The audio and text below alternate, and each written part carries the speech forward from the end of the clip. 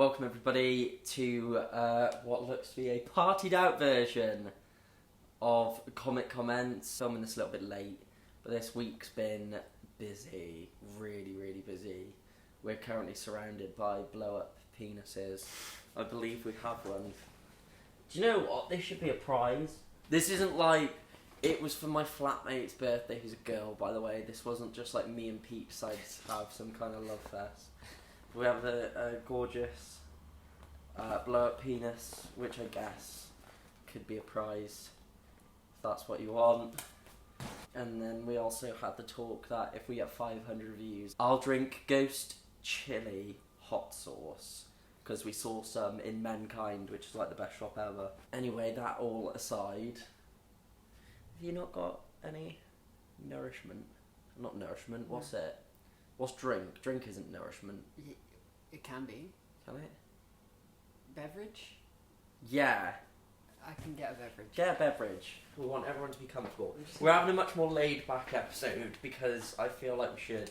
I need to keep my mind ready. We're pub quizzing later. Pub quiz later. I know I do. Had a talk as well earlier before we get into the story, which, can you guess what it is? Can you guess what it is yet?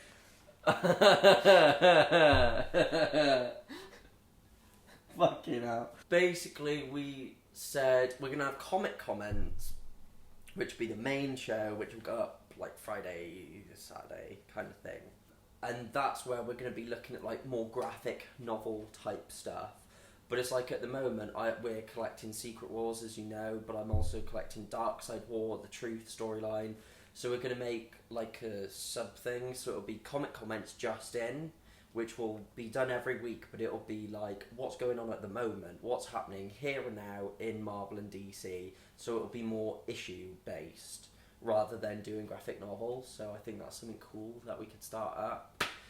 And also, obviously as views go up as well, we thought it'd be quite cool to maybe do some hangouts, some more live shows, where we could just be like, invite just all our friends down to just sit and just hang out with you guys and talk about comic books.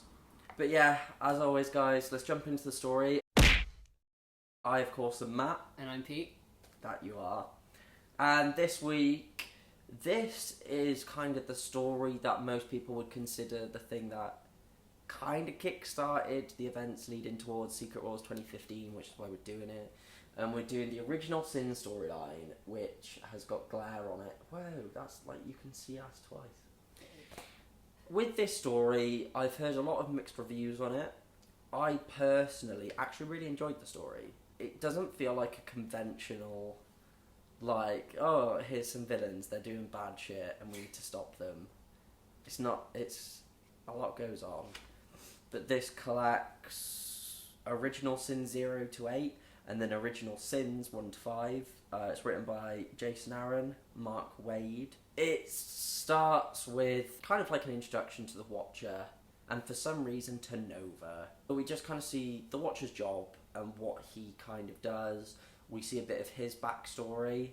His race kind of tried to interfere, tried to help this planet out, and the planet just ended up having a war of its own and destroying itself, which is why they're sworn to only observe and never interfere.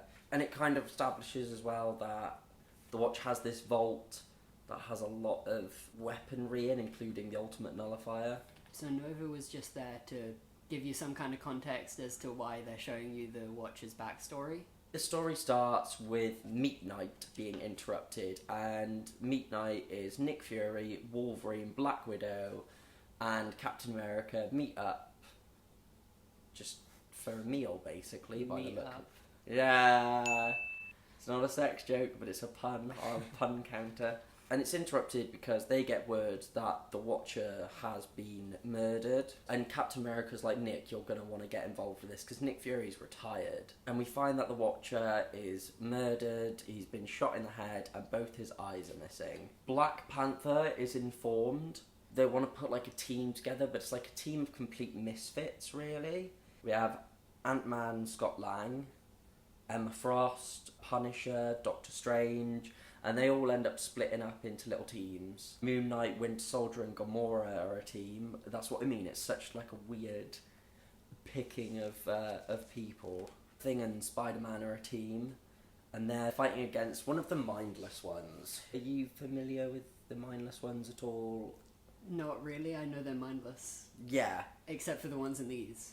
Yeah, because they actually start to think and have some kind of like conscious, and they're freaking out about it. Aren't they from Doctor Strange's domain? Plane, yeah. This particular mindless one has the ultimate nullifier, and it uses it to kill itself. Hunt then begins, and we see our teams, like, they're all split off, they're all over the place. It becomes like a murder mystery book of, whodunit? Whodunit? It's like Cluedo. We go to our mysterious bad guy's base, where we see there's actually a lot of mindless ones, and mindless ones are basically like his minions. We see that at the centre of the Earth, where Emma Frost, Black Panther and Ant-Man go, there's just a load of dead bodies, like all these creatures, aliens, monsters, and they're all full of bullet holes. But yeah, it's kind of like the mindless ones are like the top suspects, but they are the ones who killed the Watcher. And the mindless ones have a lot more fights with like Nick Fury and Captain America, and there's a lot of these mindless one type battles. Doctor Strange and Punisher end up finding a gamma radiated bullet inside another creature, but this is on somewhere far beyond the realms of man, so it's one of Doctor Strange's weird planes that he goes to. But it's become apparent that all over the place there are creatures that are being killed in similar ways, it would seem. And eventually the Avengers are able to track down a base where they find Exterminatrix, who is the daughter of Dr. Midas, who basically just looks like the Thing, only he's glowy. And that's Cosmic Midas's form, I believe. And of course, we also meet our big bad guy, who is the Orb, who even says in this, Z-list supervillain with an eyeball for a head. And this is my only gripe with the book, is that the villains suck. But it wouldn't be the same with good villains. Yes, but it feels like they were like, we're doing a story about the Watcher's eyes. The Orb is an eye. True. So that makes sense. We see that the Orb has one of the Watcher's eyes, not both, just one of them. And we see, like, he basically met up with Dr. Midas and was like, I can get us answers, I can get us all the weaponry. And the Orb's able to tap into the Watcher's eye, and it kind of makes, like, just people start to realise secrets, because obviously the Watcher's eyes have seen everything and store everything that they see. So, like, Thor finds out he has a sister, and regular people find out, like, oh, my husband has an affair on me, and all this kind of shit. But he uses the eye to make, like, an explosion of secrets to, like, blow all the heroes away. Whoever the killer is, it may not be the Orb, because the killer's been around. They established that the killer has been going round for a while. But obviously the team's all pretty shaken up by what they have found out, and it's starting to put like cracks in the team. And Winter Soldier, Gamora and Moon Knight end up on this planet that's just full of holes, and they're like, well, he must be a pretty crap shot. And then Winter Soldier's kind of like, actually he's an excellent shot and he did hit his target because we're standing on it and it's a living planet. Bucky kind of clicks as to who he thinks has done this. He blows up Moon Knight's ship and Moon Knight and Gamora are now stranded, so they're kind of like, it was Bucky. But Bucky says he kind of did it to try and protect them. But then we see that Bucky finds Nick Fury with the other eyeball of the Watcher, and he cuts off Nick Fury's head. But it's all well and good because the Nick Fury whose head he cuts off is a life model decoy, because of course he is. But it's a life model decoy like no other. It's supposed to be like... It's like alien tech? Yeah. It's really top of the range. So like even Iron Man hasn't seen something this complicated? One by one, each of the teams starts putting the pieces together, and they all end up at Nick's base. Rocket Raccoon turning up's great, because he gives Gamora and Moon Knight a lift. So, like, by this point, pretty much all the teams, everybody's ended up at this base. At one point, Rocket Raccoon just turns around and he's like, by the way, I hate you all, and just leaves.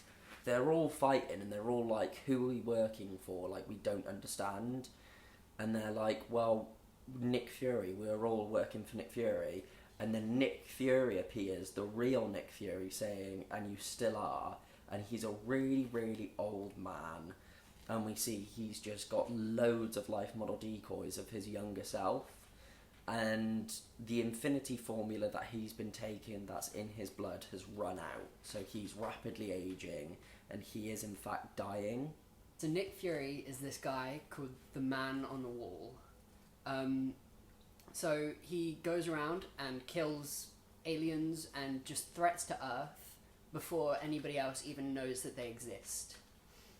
Like, there's one scene where he's in space and this alien, like, just decides to eat people on the planet, and then he's just there with a sniper rifle and blasts their head off. For every one threat that has made it to Earth, there's about 10 other which Nick Fury has taken down. And it's this idea that there has always been a man on the wall throughout time. And all these superheroes Nick's been training, he's been training them so that one of them can take over.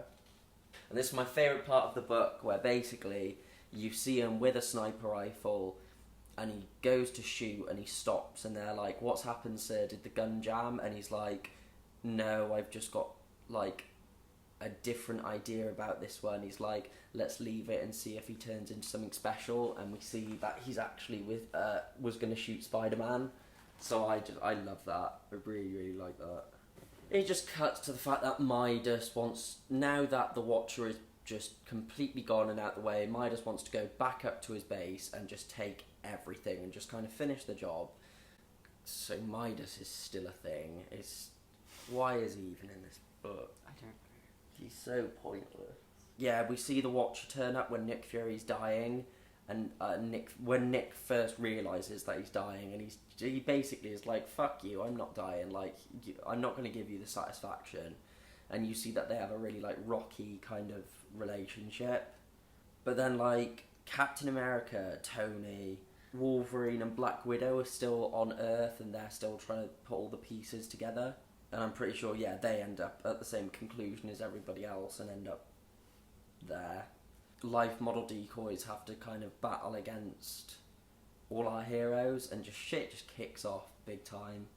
So all of the Avengers basically show up because Cap's gathered them all, and Nick Fury turns up and he's just in like this crazy fucking battle suit with both of the Watcher's eyes, because he's been able to take the one that the Orb had. Fucking Iron Man Midas.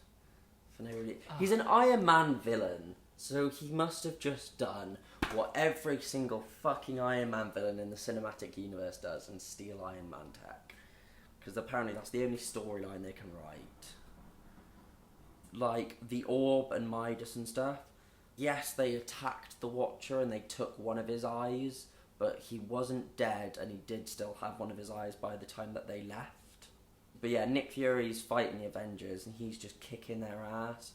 And there's a moment where he's kind of like, he whispers to Thor and Thor drops his hammer, and then Thor can't pick the hammer back up. Because by this point, like, Nick Fury just knows everything that the Watcher does. Because he's got both of the Watcher's eyes. And, like, he says, like, the deactivation code for Iron Man's suit and sends him back to Earth.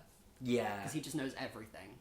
Like, Midas has been able to go up into the Watcher's base, and he's just, like, absorbing all the power, so they've got to be able to stop the Orb and stop Midas. It ends up with Fury just, like, fucking blowing up to destroy a bunch of -1s and stop Midas, and the Orb has one of the Watcher's eyes, and he ends up, like, fusing with it. And of course we find out that Nick Fury was the one who shot the Watcher and took his other eyeball. So it was Nick Fury all along. it's so weird. Like, this woman looks like she's gonna be, like, basically kill her husband, and the orb turns up, and he's got the Watcher's eye fused to his chest, and he says, I'm not here to stop you, I just want to watch, which is kind of a creepy moment. And we see that there is another man on the wall, and it's Bucky, and by this point it's presumed that old man Nick Fury is dead, but we see that actually what's happened is he is now the new Watcher. And he's like chained to the moon. Yeah. So he can't escape. He can't like help anyone. He can't save the Earth. He can only watch. Yeah, and it's kind of like his punishment, I guess. For me, it's a cool Nick Fury story. That's all it really is. We also get the original Sins bit at the back, which is kind of like, it's just some of the other stuff that happens when this knowledge bomb goes off. So we see Hulkling, Prodigy, and Marvel Boy. They end up, like, their story ties in with the Hood a lot. The Hood claims that he just wants to, like, help people, because people are, like, they're going crazy because they know all this information that they shouldn't, and they want to use, like, a version of Cerebro where they're able to take all of that out and make their minds regular again. Is it Hood's mother who's ill? Yeah. And he wants to be able to use all the information they absorb to find a cure for her. And he comes across as being quite innocent, when of course he's really not. Naturally, Hood turns on them, and he's actually, like, siphoning all the energy into an encrypted file that's going to be across the internet, so he's going to be able to access all this information. But Prodigy is able to, do they call it pad it? Yeah. Where he pads the encrypted code so nobody else will be able to break it.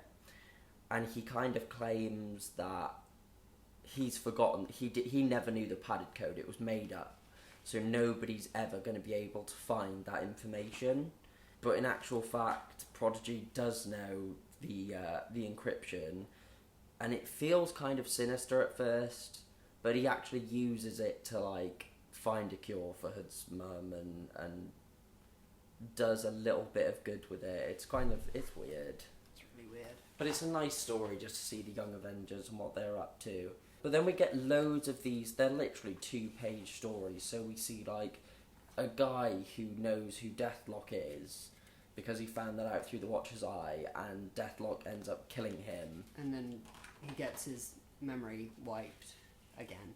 Yeah. And then he just goes on his way with this guy dead in the toilet. Yeah, so that's one of our stories. We see this woman who has figured out who the Black Knight is, and she wants to help him because she said, like, the blade is going to drive him crazy. And it turns out it already has. Yeah, and he's just kind of sat in his apartment, and he's like, I'm holding it together. This, probably one of my more favourite ones, is that we see Lineage and one of his ancestors, because Lineage is an Inhuman, who, when his ancestors die, they kind of, like, their faces, like, pop up on his body, and it's like their souls. Yeah, and he keeps them. Like, he can choose to get rid of them, but his motto is knowledge is power, so he will never get rid of one of the ancestors that have manifested on his body. And his ancestor that pops up says that he had, like, a vision, and his vision is of Black Bolt, and Black Bolt turns up and there's, like, Kree, and they're experimenting on humans, and all of the humans are dead, and the Kree leader is manages to tackle down Black Bolt, and he's like, well, they're human, they're not inhuman, so we'll just go on our way, and it's fine. And then Black Bolt just whispers war at him and blows him up. And the entire, like, laboratory where they were experimenting on the humans. Yeah, and Lineage is like, so Black Bolt started all of this, and that's his kind of little story. We see a guy who, I believe his name's Gil. Okay, so Gil is just this ordinary human who thinks he's, like, destined for great things. And when the knowledge bomb goes off, he finds out Doom's greatest secret, his weakness that nobody else knows. all through the story, he's like saying how he's going to take down Doom on his own, but his friend is trying to convince him not to because Doom has measures in place. It's basically, he says that how, like, before you've even finished your plan, Doom's already made a counter plan. Like, Doom is that far ahead of you. And then he starts calling, like... No, he gives this information to random people. And then he calls them to... I think it's to see if they got the information. Yeah. And then it turns out that they're all dead. Like, something has happened to all of them. They've all committed suicide or whatever. And he's got this conference with Doom. And Doom came from...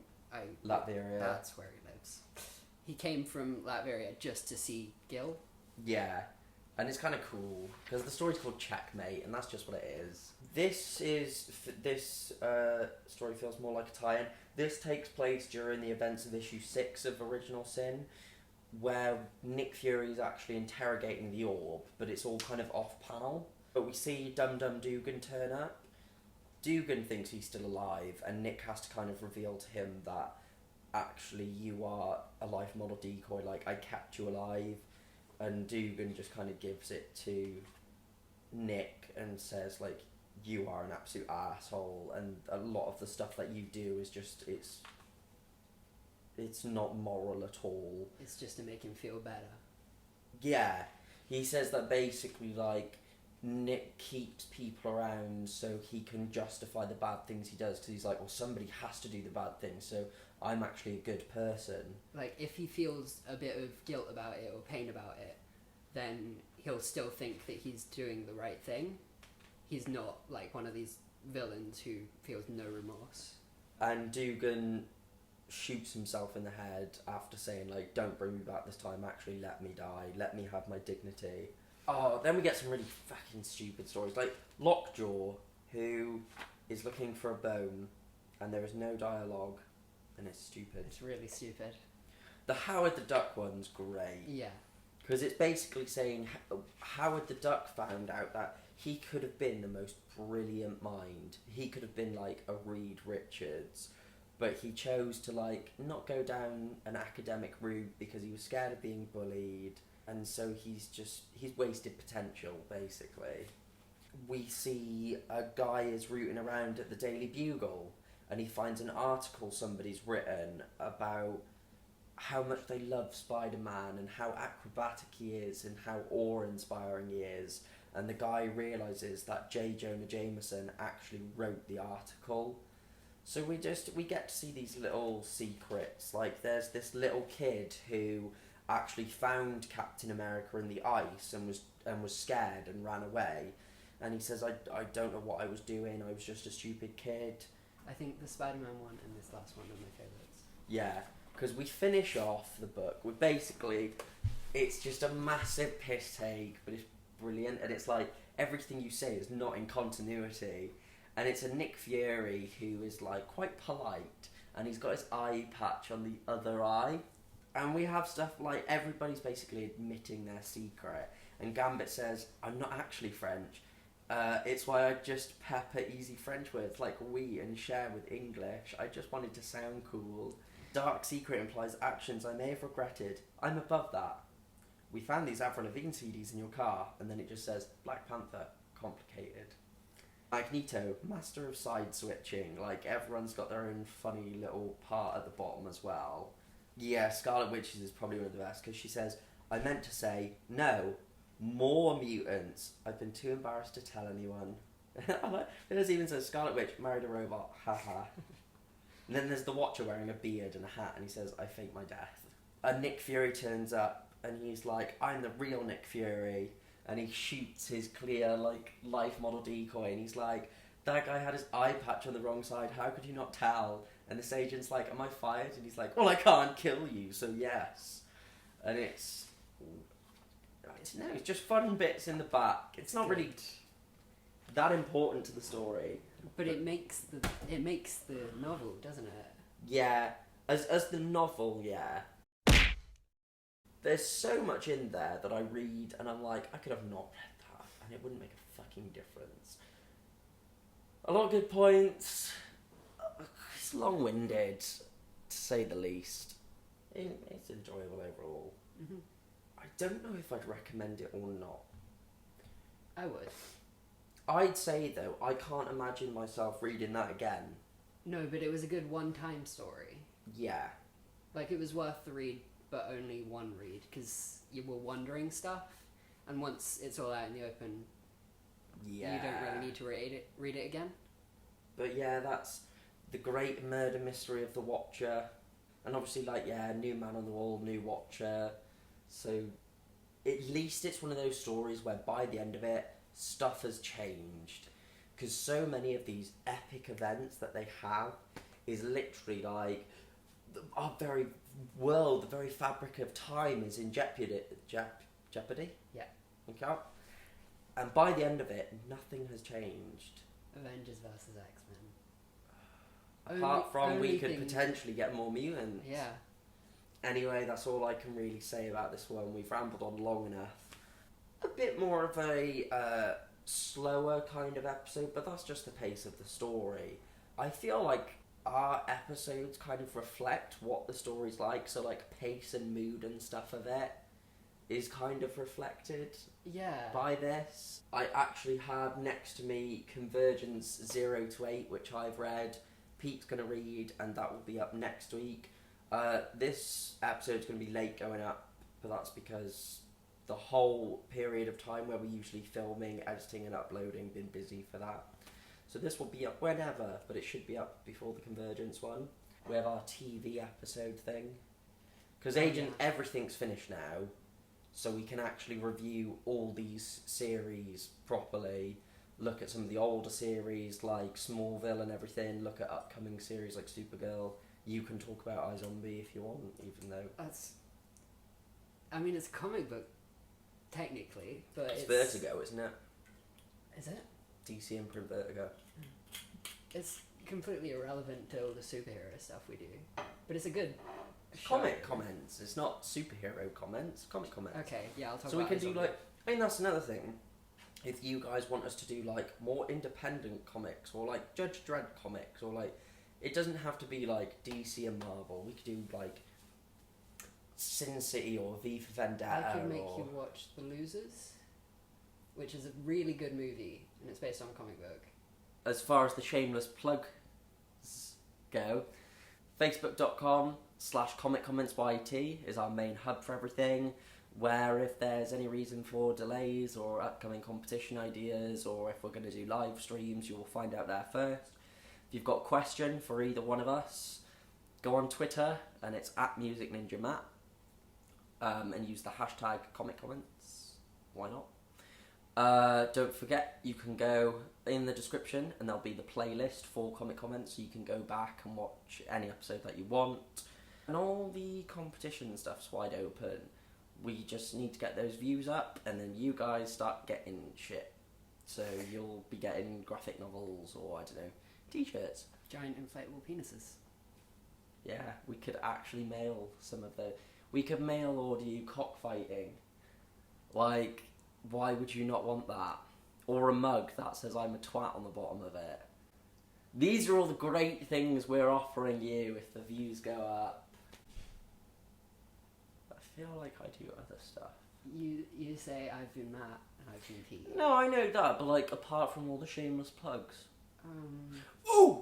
That's it. Don't forget to give this a thumbs up, because even though we're really busy and boring people, we continue to try and give you this content and make you interested in these books.